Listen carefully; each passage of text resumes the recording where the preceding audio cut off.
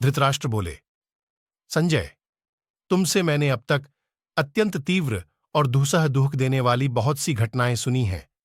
अपने पुत्रों के विनाश की बात भी सुन ली। सूत, जैसा तुम मुझसे कह रहे हो और जिस प्रकार वह युद्ध संपन्न हुआ, उसे देखते हुए मेरा यह दृढ़ निश्चय हो रहा है कि अब कुरुवंशी जीवित नहीं रहे। सुनता हूं महारथी दुर्योधन भी वहां रथहीन कर दिया गया। धर्मपुत्र युधिष्ठिर ने उसके साथ किस प्रकार युद्ध किया अथवा राजा दुर्योधन ने युधिष्ठिर के प्रति कैसा बर्ताव किया? संजय, अपराह्न काल में किस प्रकार वह रोमांचकारी युद्ध हुआ था, वह मुझे ठीक ठीक बताओ, क्योंकि तुम उसका वर्णन करने में कुशल हो।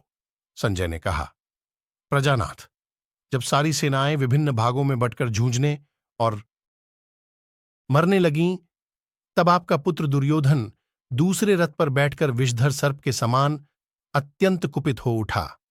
सारी सेनाओं पर दृष्टिपात करके क्रोध में उसकी आंखें घूमने लगीं। उस समय युद्ध स्थल में धर्मपुत्र कुंती नंदन युधिष्ठिर वज्रधारी इंद्र के समान अपनी दिव्य कांति से प्रकाशित होते हुए सेना के बीच में खड़े थे।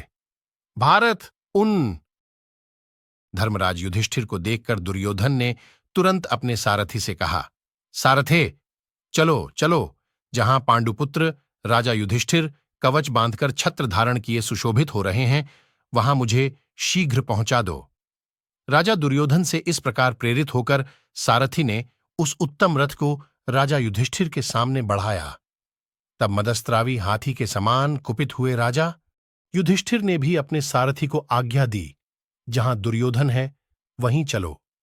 इस प्रकार वे महाधनुर्धर, महावीर और महारथी दोनों रणदुर्मद बंधु एक दूसरे के सामने आ गए और क्रोधपूर्वक आपस में भिड़कर युद्ध स्थल में परस्पर बाणों की वर्षा करने लगे। मान्यवर, तदनंतर युद्ध स्थल में राजा दुर्योधन ने सांड पर चढ़ाकर तेज किए हुए भल्ल से धर्मात्मा राजा युधिष्ठिर का धनुष काट दिया। राजा युधिष्ठिर उस अपमान को सहन न कर सके। उनका क्रोध बहुत बढ़ गया। उनकी आंखें रोष से लाल हो गईं। उन्होंने उस कटे हुए धनुष को फेंककर दूसरा हाथ में ले लिया। फिर उन धर्मपुत्र ने सेना के मुहाने पर दुर्योधन के ध्वज और धनुष को काट डाला।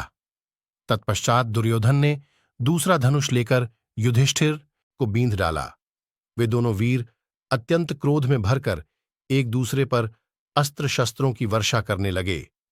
परस्पर विजय की इच्छा से रोष में भरे हुए दो सिंहों के समान दहाड़ते अथवा दो सैकड़ों के समान गरजते हुए वे रणभूमि में एक दूसरे पर चोट करते थे। वे दोनों महारथी एक दूसरे का अंतर प्रहार करने का अवसर ढूंढते हुए रणभूमि में विचर रहे थे। महाराज, धनुष को पूर्णतः खींचकर छोड़े गए बाणों द्वारा वे दोनों वीर क्षत विक्षत होकर फूले हुए दो पलाश के वृक्षों के समान शोभा पा रहे थे। राजन, तब वे दोनों नरेश बारंबार सिंहनाद करते हुए उस महासमर में तालियां बजाने, धनुष की टंकार करने और उत्तम शंखनाद फैलाने लगे।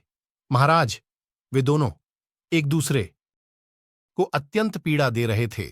तदनंतर राजा युधिष्ठिर ने वज्र के समान वेगशाली एवं दुर्जय 3 बाणों द्वारा आपके पुत्र की छाती में क्रोधपूर्वक प्रहार किया।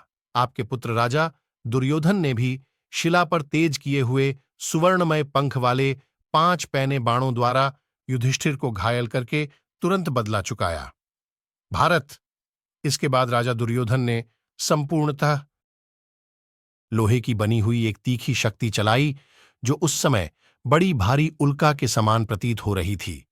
सहसा अपने ऊपर आती हुई उस शक्ति को धर्मराज युधिष्ठिर ने 3 तीखे बाणों से तत्काल काट डाला और दुर्योधन को भी 5 बाणों से घायल कर दिया।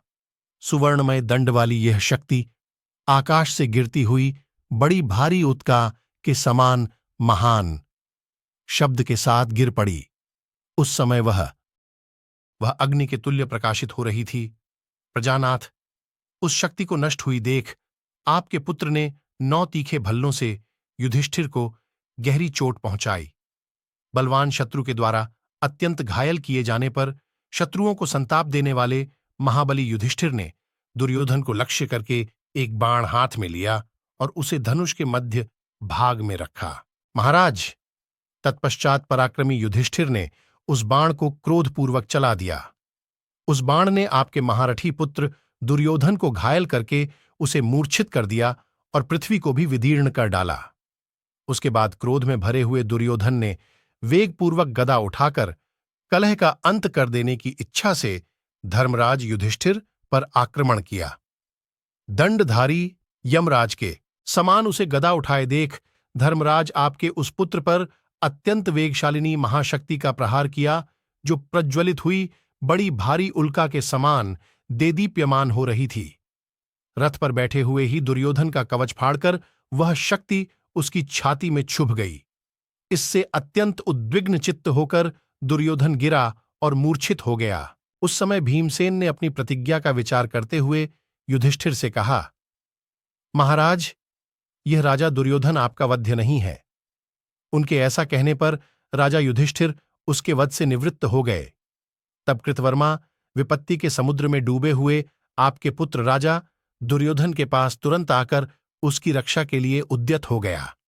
यह देख भीमसेन ने भी सुवर्ण पत्र जटित गदा हाथ में लेकर युद्धस्थल में बड़े वेग से कृतवर्मा पर टूट पड़े। महाराज, इस प्रकार अपराह्न के समय रणक्षेत्र में विजय चाहने वाले आपके योद्धाओं का शत्रुओं के साथ भीषण युद्ध होने लगा।